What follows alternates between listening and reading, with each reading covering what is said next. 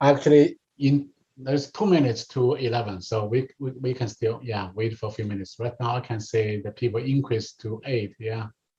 Yes. So Yeah.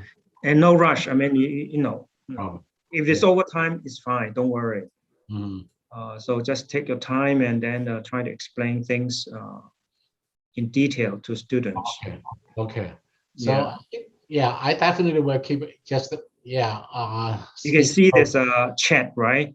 Yeah. And Chris is he's very participative student, and he want to ask a lot of questions. So really? I anticipate him to ask more very interesting questions. All right. So, because last time when I asked the speaker to speak, and after the talk, and he complained to me that he do not have enough time to ask questions. So, okay. So I'm sure he will ask more questions this time, and yeah. Okay, so okay. Yeah, okay. Well, you know, Chris is a good student, so you know he want to learn, so that's good.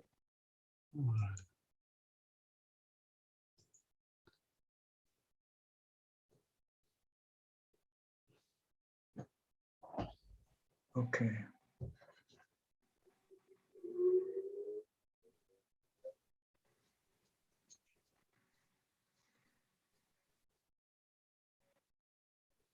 And if you are ready, let me know. I think we can start anytime. Okay. Yeah, I'm ready. Yeah. Ready? Okay. Yeah. If you want, we can start right now. Okay. Okay. Good.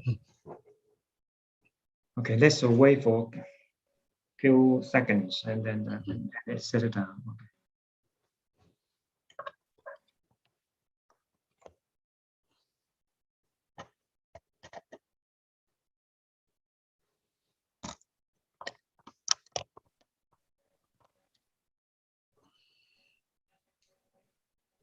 Okay, Kelvin, shall we start? Yeah. Okay. Good morning, everybody. Welcome to the final seminar for this semester. I'm very happy to invite Professor Kelvin Zhang to come to speak to us. And Professor Zhang is a frequent speaker to my class. And the topic he talked about is how does China promote its economy with foreign direct investment. This is a very interesting topic. So before Professor Zhang starts, let me introduce him to you, so you have some idea who he is. And Professor Kelvin Zhang is a professor of economics at Illinois State University, and he received his PhD degree from University of Colorado Boulder and completed his postdoctoral research at Harvard University. And Professor Zhang is a very prolific writer, and he published 5 books and over 100 scholarly papers. And he published many very good journals, like Journal of Development Economics, Economic Development and Cultural Change, and others. And Professor Zhang is the associate editor of Chinese Economy and many other journals. So I'm not going to go into details.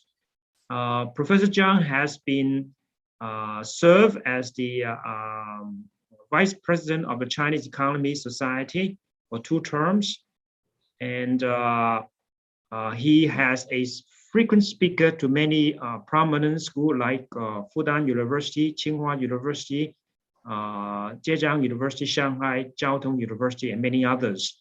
So, and also served as a consultant for an advisor for Chinese government for both central and local levels. So Professor Zhang is a very well-known and well-respected in academics and in the practical world. So we're very delighted to have Professor Zhang to come to speak to us about Chinese economy. Let's give Professor Zhang a good welcome, warm welcome. Thank you. Thank you. Thank you, Professor Hong. First, let me, have some terminology for you. I believe many of you already know FDI, that's foreign direct investment. But for some of you may not be familiar with this, here is a brief definition. So remember here, FDI is a long-term investment in which a firm in one country acquire a substantial controlling interest in a foreign firm or set up a new subsidiary in foreign firm. So think about a US company, set up a branch in Mexico or China. That's FDI, from US. So we define a firm with FDI as a multinational corporation or MNC. Sometimes also it's called the transnational corporation or multinational enterprises. So here, in the literature, people usually use FDI and MNC or TNC or MNE interchangeably. So here, I will do that in today's talk, but mostly, I will use FDI. Some of you may expect, we may also have foreign indirect investment, because here, we have foreign direct investment. So you may expect a foreign indirect investment. Yes, you're right. We do have that, but we call it as foreign portfolio investment, FPI.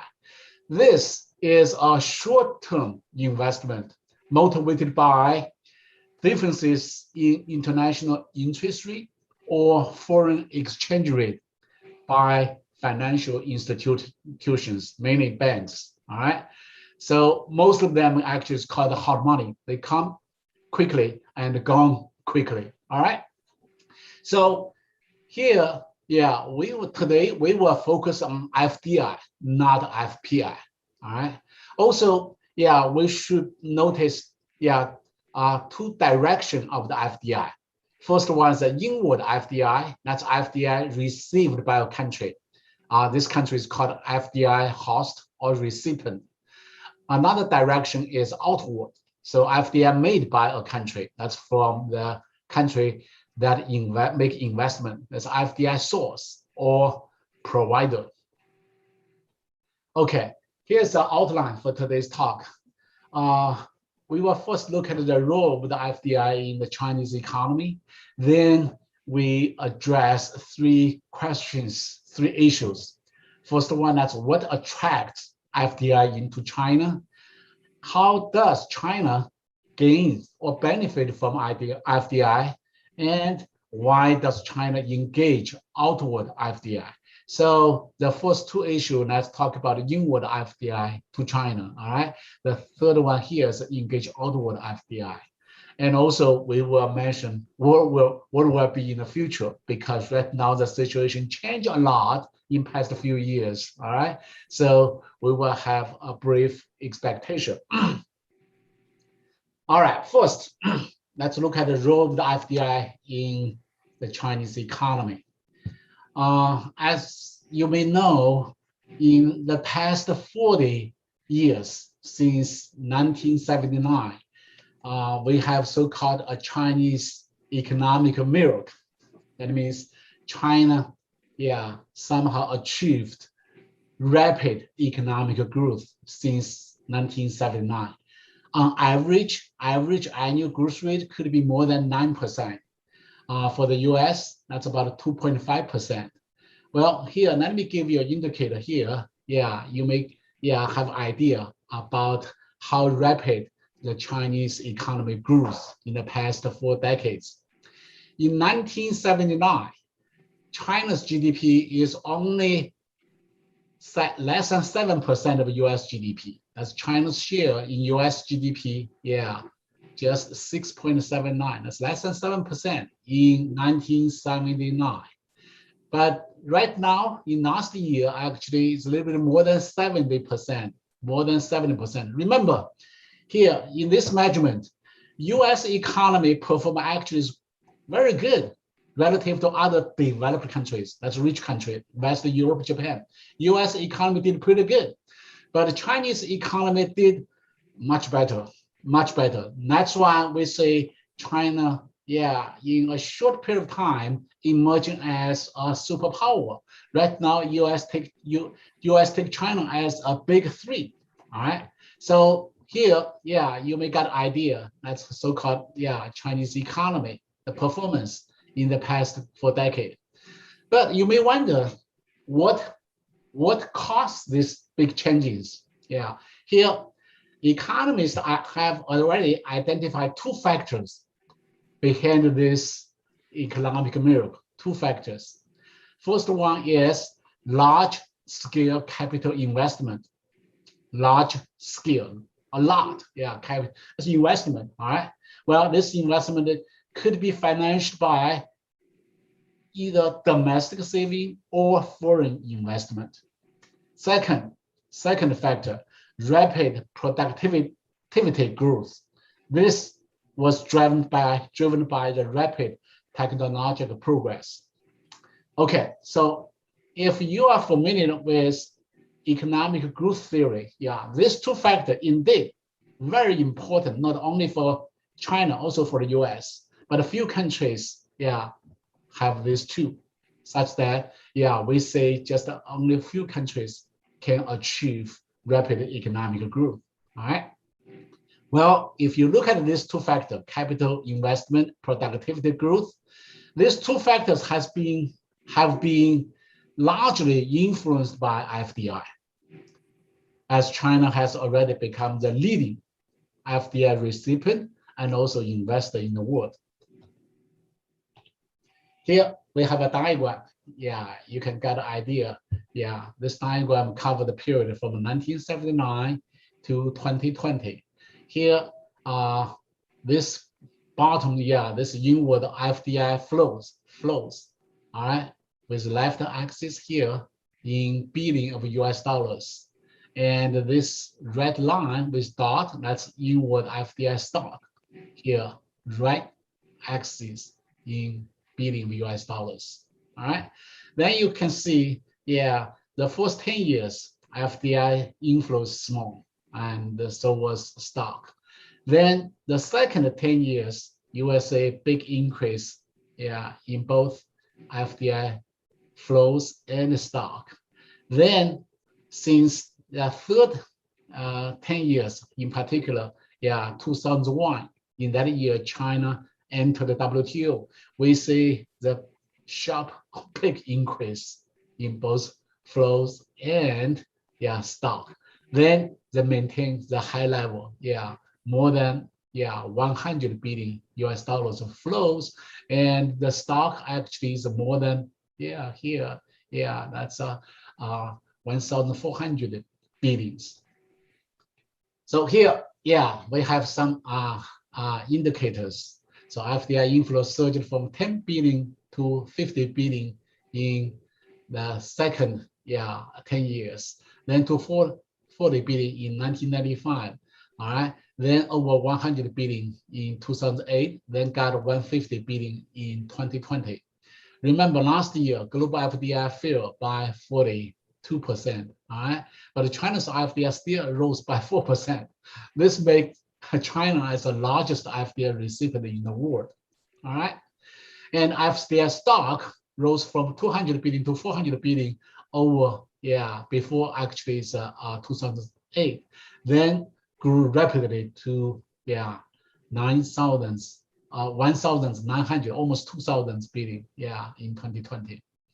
So last in 2019, in 1 year, yeah, 2019, the new foreign invested enterprises, the way use FIES, yeah, it's over 40,000.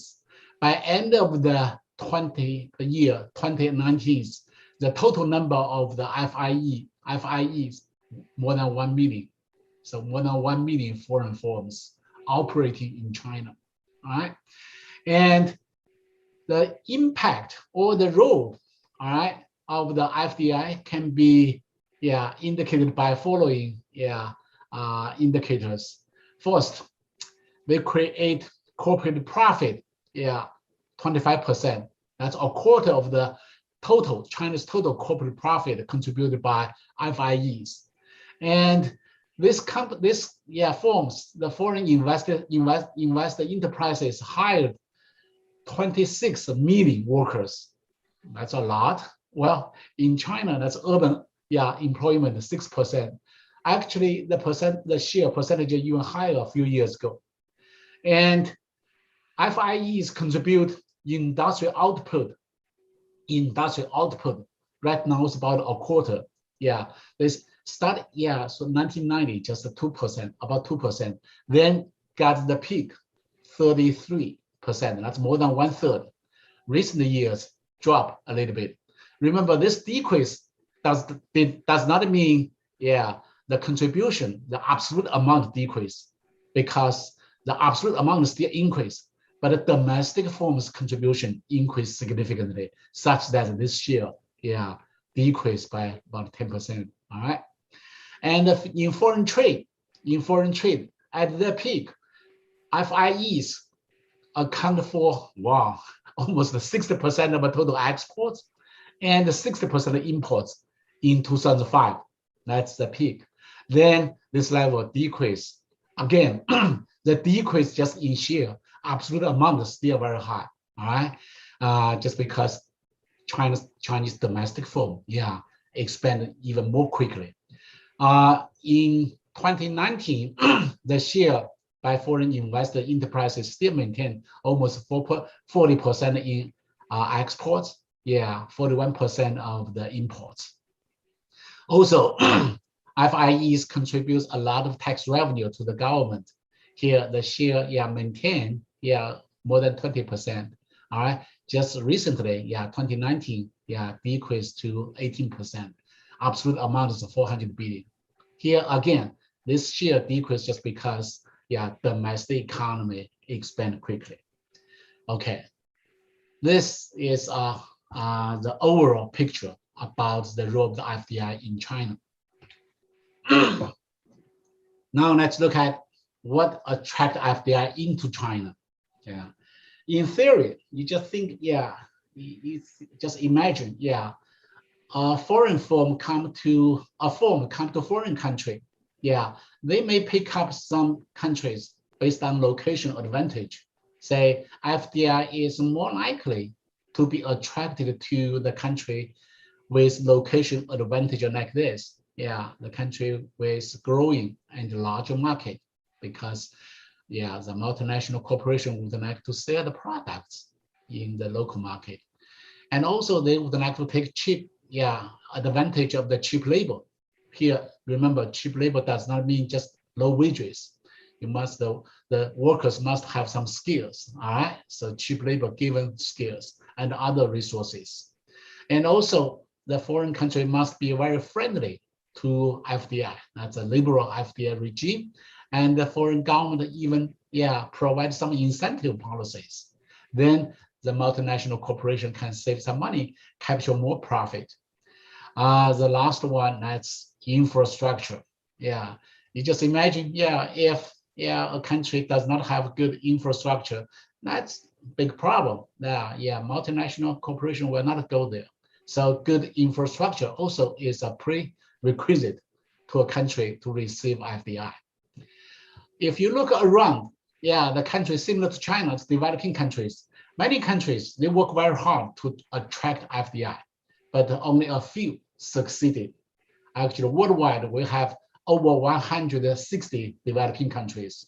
Actually, most of the FDI to developing countries actually concentrated on less than 20 countries. China is the number one, all right? So few countries succeeding in attract FDI. Then you may wonder, yeah, what's special of China? Well, here, let's look at the situation of the China. Let's first look at the initial conditions of the China in the 1980s. Well, at that time, China has indeed had abundant cheap labor, but shallow human capital. That means many people did not have good education. Our skills level is low. All right. China at that time still, yeah, number one in population. That means potentially China has larger market, but it's just potential. All right. Since China was very poor, well, I can give you a condition for that, data about that. That's per capita GDP. Per capita GDP. China's per capita GDP in 1980s, just like Africa countries, yeah, poorest country in the world. Yeah, per capita GDP is less than $200 each year, 200. At that time, US GDP per capita actually over 20,000. Yeah, so it's a big gaps, all right? And China did not have good infrastructure. And also in 1980s, Chinese economy was basically its planned economy, economic system, not a market economy system. So inefficient. Well, China has two, that's merits. Yeah, one that's based on culture. The Chinese culture have some feature like patience, persistence, love learnings, and also high saving rate. And also China has a lot of overseas Chinese, particularly in Hong Kong and Taiwan. Well, this actually gave some good potential for China to attract the FDI. Over time, China gradually developed a lot of advantages like this. Abundant cheap labor with skills. And the Chinese economy grew rapidly in 1980 and 1990s, such that the market became larger and larger. Right now, it's the second largest market in the world, after only US. And also Chinese government worked very hard to create high quality infrastructure. Here, remember, when we say high quality infrastructure, which is not just relative to developing countries, actually China's infrastructure could be comparable to developed countries. In some aspects, even better than US. If you travel to China, if you have experience to take the high-speed rail, the train, yeah, you can see that. And also about airline, yeah, the air flight. China has been very friendly to FDI. That's a liberal FDI regime, and also provide a lot of incentive policies. And also, yeah, we should mention Chinese government, from central government to local government. The government officers, they are very efficient, work very hard, focus on economic development. One thing we should emphasize, China was lucky, yeah, in past 4 decades until 2016, yeah. Overall external environment is very good. First, yeah, US encourage globalization and encourage China to be open to FDI, and also China maintain good relations with US and Western Europe and Japan, all right? Okay, now let's turn to the second question. Yeah, how does China gain from FDI? Well, it's not easy. It's actually very difficult for developing countries to attract FDI, all right? But it's even more difficult to benefit from FDI. It's to use FDI to promote domestic economy, all right? I just mentioned, yeah, we have more than 160 developing countries. Only, yeah, about 20 countries attract large amount of FDI, but only less than 5 countries, yeah, even just a few, less than 5 countries succeeded in using FDI. That means to benefit from FDI. So it's very difficult. Why? Here, let's look at first in theory. Theoretically, or we say potentially, the impact of FDI on Hong's economy could be positive, could be negative. Here, we can identify several positive effects, say capital formation. When FDI come to your country, you got more investment, the capital formation. And also they set up factory company, they hire local people, so increase employment. And also they may transfer technology and indirectly have spillover effects. And sometimes in manufacturing, FDI could promote domestic firms' exports. And in case of China, China's in transition from planned economy to market economy. FDI could facilitate China's economic reform. That's positive effects. At the same time, FDI has a lot of negative effects on host economy. say the first one, that's most important one. The multinational corporation could kill or recruit domestic firm out of business, because multinational corporation, yeah, they are very powerful. Yeah, they have a lot of technology advantage.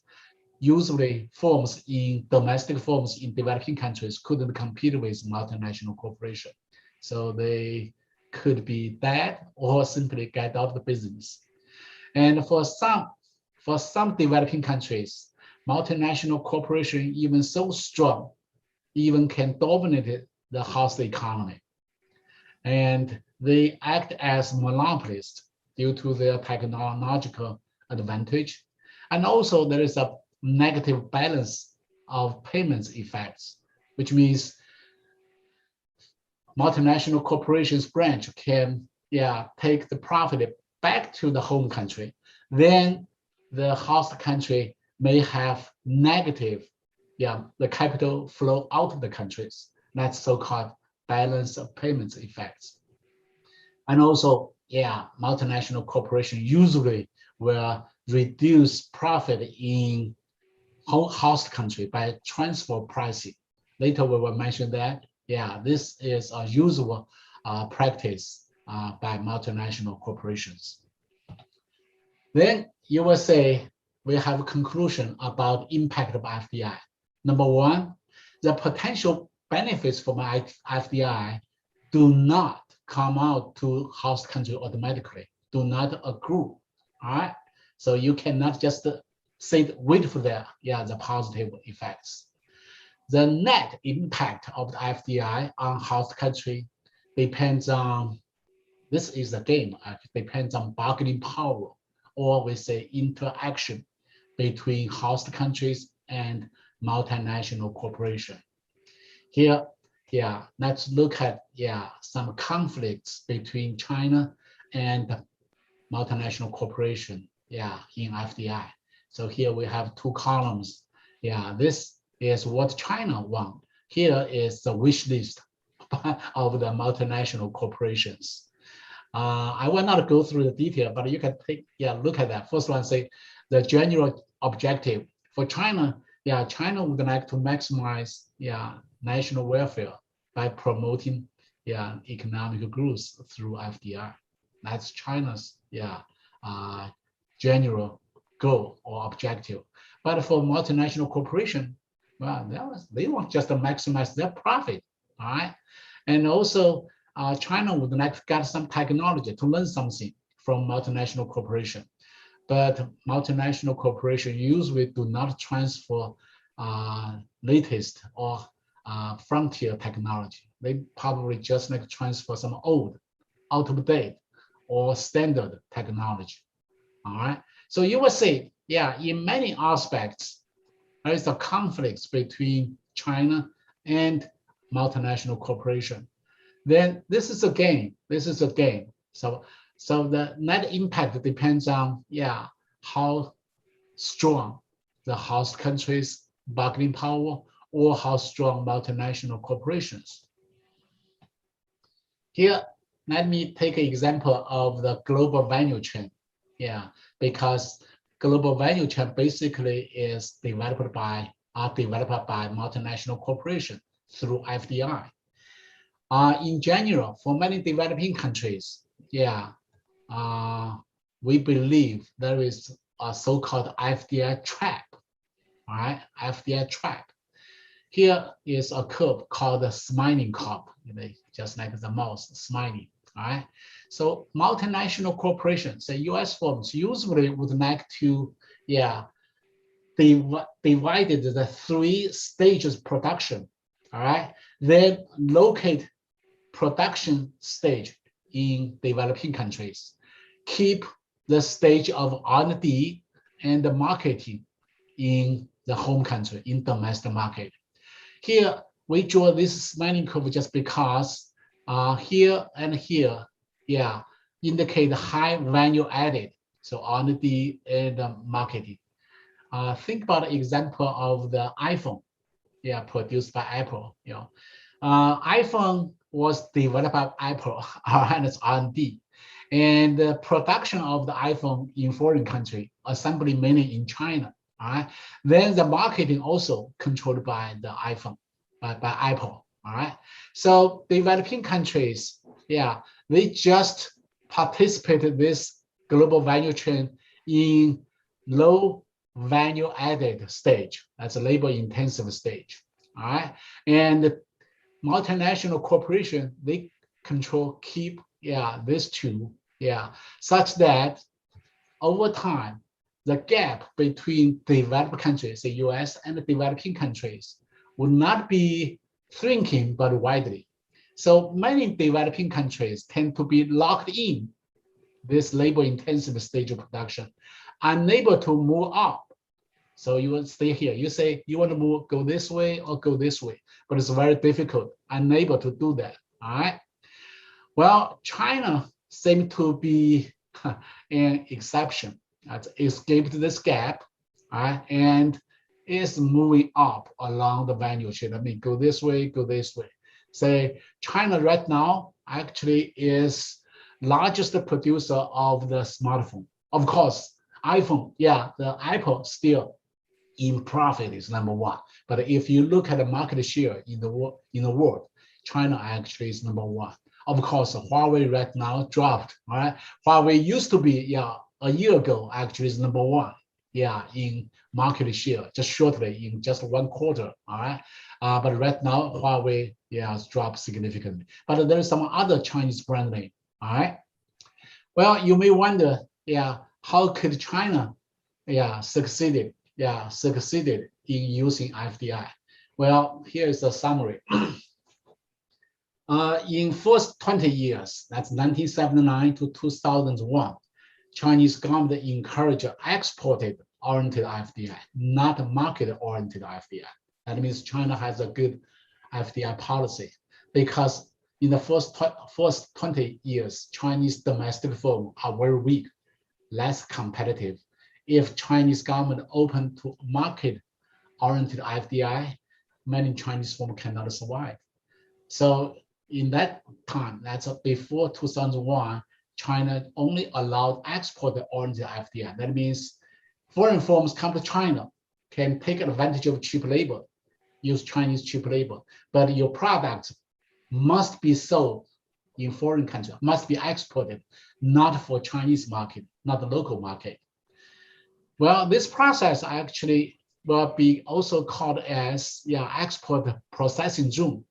In southern China and the east part of China, there's a lot of export processing zone. That means foreign folk can come to China, all right, just take advantage of cheap labor, very cheap. They can also make money, but they cannot sell the products in China. By this way, China can increase its export. Then domestic firm can watch, can learn from multinational corporation. All right. Also, Chinese government established a lot of industrial park and also build up high quality infrastructure. Then in the second 20 years, domestic firms somehow become stronger, can not compete with multinational firms, but can survive in domestic market. Because in the second 20-year period, Chinese government reducing restriction on market-oriented FDI, and also Chinese government follow a strategy called as exchange market for technology. That means foreign firms, the US company come to China, they can control or sell more products in Chinese market. At the same time, you may let Chinese company to learn some standard old technology, but still new to Chinese company, not frontier. Remember, US company never allow foreign firms to learn frontier technology, all right? Also, Chinese government spend a lot of money, a lot of funds for FDI in domestic firm, and also Chinese government encourage high-tech FDI and encourage FDI with R&D facilities. Anyways, in the game, both in the game of FDI for past the 40 years, both multinational corporation and China win. So this is a win-win game. Remember, it's not something China win only. No, if China win only, foreign firm will not come to China. All right, actually, both sides wins. Here, let's look at the case study. That's US FDI in China. You can see how big the scale of US business operating in China today. Starbucks has more than 4,000 shops in China, probably more than that in the US. And the Kentucky Fried Chicken restaurant has over 7,000 outlets, over 1,500 Chinese cities. That's a lot, all right? And McDonald's holds more than 2,000 restaurants in China, and Walmart has more than 400 stores in China. And Apple's China's revenue actually over 40 billion US dollars. That's the largest overseas market, all right? Intel's overseas profit in China is over 20 billions. And even Nike, the shoes, yeah, more than 6 billions. And the NBA, actually China is the largest international market for NBAs, all right? If you read the news, there's a lot of story about that. And General Motors, that's car makers, GM, makes more than 3 million cars a year in China, more than US market. So GM right now has the largest market in China, yeah, bigger than domestic market. And Boeing's revenue more than 20%, is in China. Yeah, there's a lot of big airplanes in China. It's the largest market, overseas market. So this actually, that's the gains for multinational corporation. And also, yeah, China, yeah, you may say there's a cost of the FDI, yeah, but overall China also gained a lot. Okay, now let's turn to outward FDI made by China. We want to look at why does China engage outward FDI. Here I have a diagram shows the FDI from China in the 41 years. Over the pattern, you can see, in the first 20 years, very small, until 2000. Then, increased quickly. Then got here, this is the outflows, close to 200 billion, and the stock close to 2,400 billion stock in billion US dollars. So here, China's FDI outflow has growing rapidly since 2005 and exceeded FDI inflows for the first time in 2015. All right, that means China net FDI actually, that's outflow, not the inflow. All right, China's FDI outflows reach historical peak, almost 200 billion. That's 2016. All right, after that year, just decreased a little bit.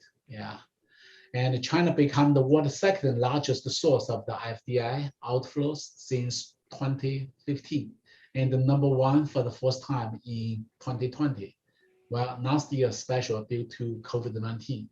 All right, so overall FDI in the world dropped significantly, almost dropped like half, but China still increased such that China become number one. All right, China become the world's third largest FDI outward FDI stock, all right, because China is the latecomer, all right, stock, the third largest since 2017.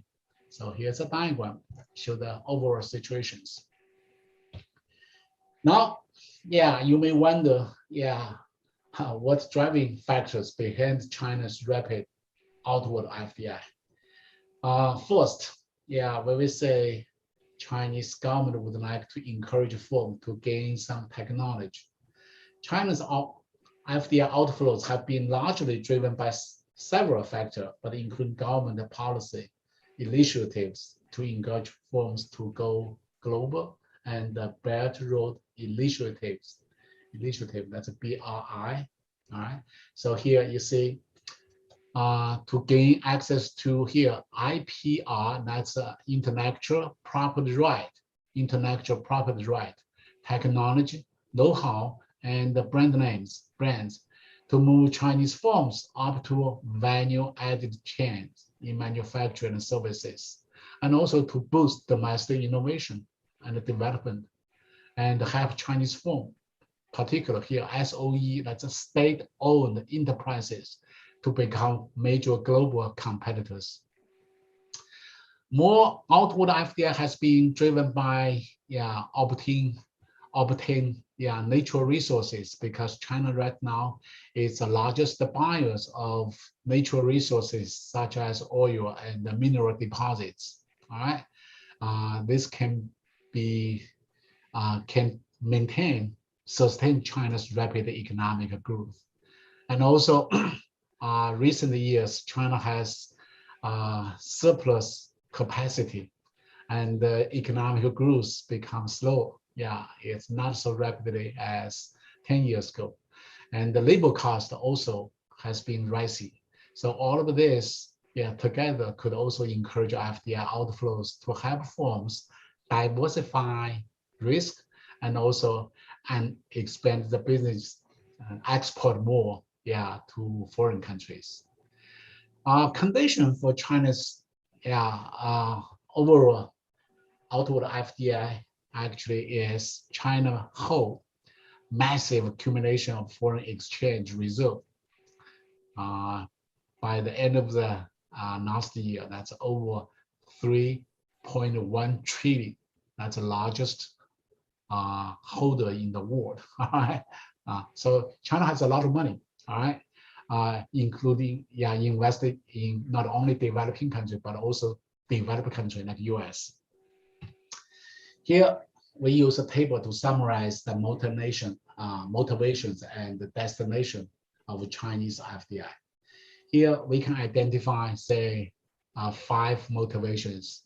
Natural resources thinking, all right, both developing countries, typically say Australia, Canada, and the US. And for developing countries in Asia, Middle East, Asia, Africa, Asia, Middle East, North America, even Russia. All right. Market thinking, that's all countries. China would like to sell more. China already export a lot in US, so right now focus on Latin America, even Africa. Capital market thinking, that's tax haven. Hong Kong, British Virgin Islands, and the Cayman Islands. But if you look at the news yesterday, in the G20 meeting, all right, in Italy, right now, more than 130 countries agree, suggested by the US, as a global minimum tax. With this one, in the future, we may not have tax havens such as British Virgin Islands and the Cayman Islands. Another country in Europe also is very famous for this. That's Ireland. All right. Okay. The first one is efficiency thinking. That's for say cheap labor. So mainly it's developing countries, say Southeast Asia and Africa. The last one, right? Well, actually, it's quite important. That's strategic assets thinking, mainly developed countries, say US and the Western Europe countries.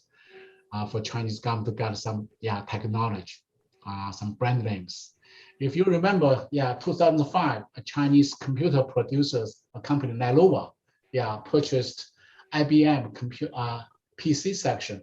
Right now, Lenovo is the largest producer of the PCs. And then in later years, as a Chinese company, Geely, purchased Volvo to produce automobiles. That's an example for the strategic assets thinking, meaning brand name. Okay, now let's come to last issue. What will be in the future? Well, since 2016, that's former President Donald Trump took office. We have worldwide anti-globalization, and also we got the US-China Cold War. All right, for past 2 years we got COVID-19. This actually together, slow down, a little bit, overall, global FDI. But for China, we mean slow down. Actually, we mean increase become smaller. Overall slow down. All right. So here we expect, in the short run, say 3 or 5 years, China's better economic performance relative to the rest of the world. Here, the better economic performance just because China did a great job in controlling COVID-19. All right. relative to the rest of the world, all right? Especially, US. This may need China's even stronger position of the world in both inward and outward FDI. So you may expect in the near future, China's inward FDI, even the share in the world even bigger, same as so is outward FDI. But in the long run, say 10, 20 years, US-China economic decoupling is more likely to lead to US FDI withdrawing from China. So are Japan and West Europe. That's US closed ally. So China's FDI outflow are more likely to rise in many other countries. That's our expectation. Okay, now, let's come to the question and the comments. Thank you.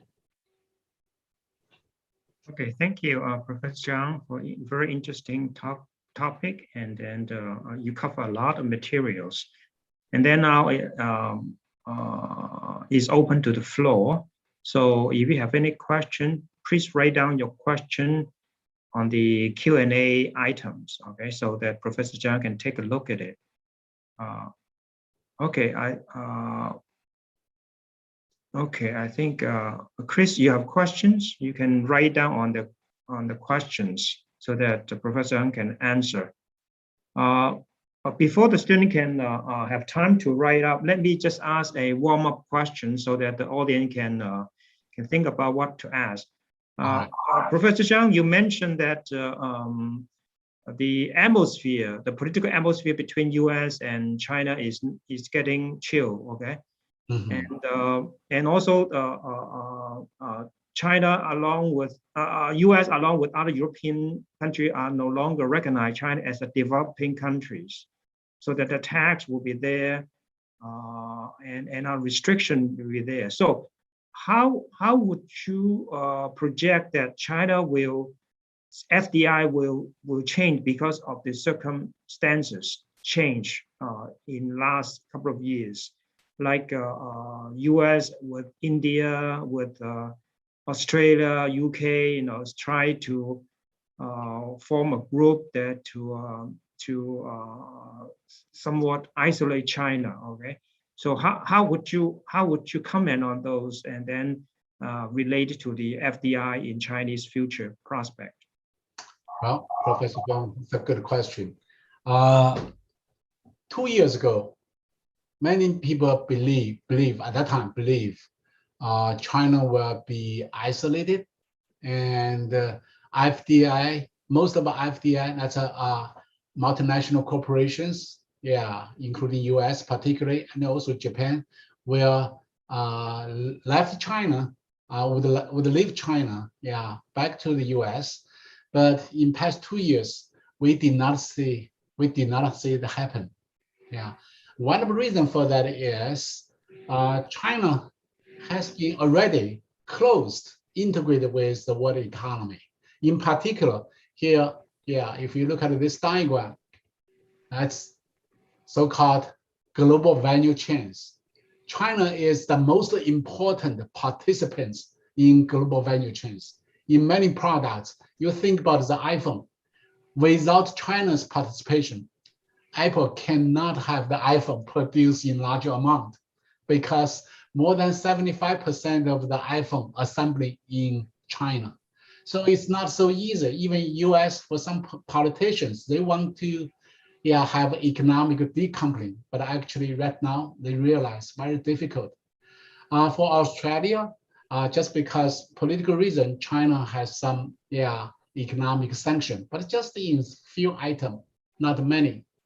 So right now, more and more economists realize, at least in the short run, it's difficult for US and the other the country in West to decouple from China, at least in the short run. But we cannot tell what will happen in the long run. That's why I say, if you look at the global value chains, in the long run, there's some possibilities for US economy decoupled with from China. It's possible. It's possible, but not so sure. So back to the FDI, both inward and outward, similar to the global value chain. But I want to say for many developing countries, they still, welcome China's FDI. That's the basic, prediction. Here I say, some more questions here. There's some question. Please look at those questions. Right now I look at Christopher's question. China seems to particularly interested in investing in Africa and the Middle East. Well, indeed, in Africa, I just published a paper about China's FDI in Africa. Mainly, China's FDI in Africa is motivated by resources, natural resources, right? And the second question, what technology has the US taken or received from China? Well, for FDI between US and China, mainly, China learned some technology from US. US company take Chinese market, all right? But right now, indeed, there is some technology. China developed actually is quite good, even advanced.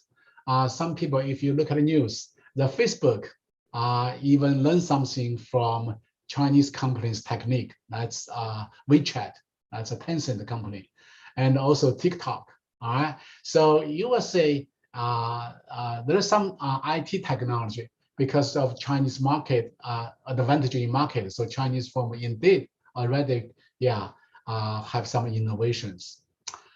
Third question, will be this PowerPoint posted anywhere? Okay, I will send the PowerPoint to Professor Feng. He can post it to the class, no problem. Let me see. Okay, how do you think the proposed property tax pilot in China will affect FDI? Well, if this proposal, that's a minimum corporate tax, minimum tax, tax rate. If this minimum tax rate was proposed 20 years ago, then China could be affected significantly because indeed 20 years ago or even 30 years ago, Chinese government used low tax rate to attract FDI. But right now, China does not need this. So I would say the minimum tax rate, actually proposed by US, meaning would like to force American company back to US, but not the US firm in China, because US firm in China not attracted to low tax rate, but Chinese market. China same to particular, let me see, okay. That's a question I already, more question here. Okay, you see the chat, this question, what benefit does US get from investing in China when American company have hard time bring the money back because of tax? Well, Chinese government does not have restriction for US company to bring money back. Many US companies still would like to stay in China because the return, for the investment return in China higher than other markets, in other countries, including US. Some restriction maybe that's on converted, that's exchange rate. Chinese government may set up some maximum amount for each month or each year. But basically, Chinese government does not have restriction to restrict multinational corporation to bring money back. More questions?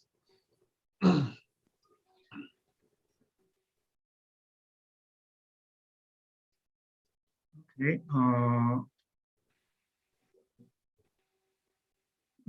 Okay. I think it seems you have. I think there's a new message coming in.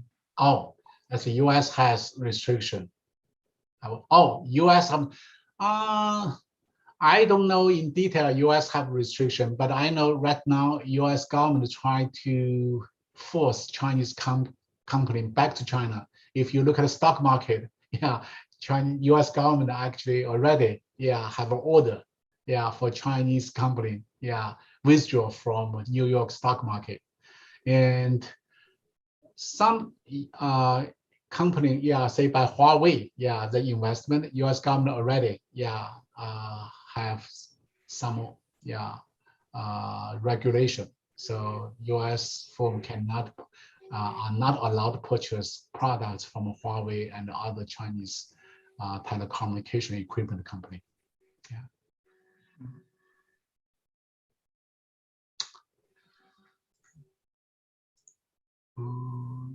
Okay. Yeah. Okay, I think you have. I think you have answered all the questions. Right. Okay. Any other question from the students? Okay. Well, if no questions, that let's thanks Professor Zhang for the very interesting and informative talk. And we are looking forward to have him again to come to AMSO to speak. Okay, thank you so much. Thank you. Thank you for coming. All right. Thank you.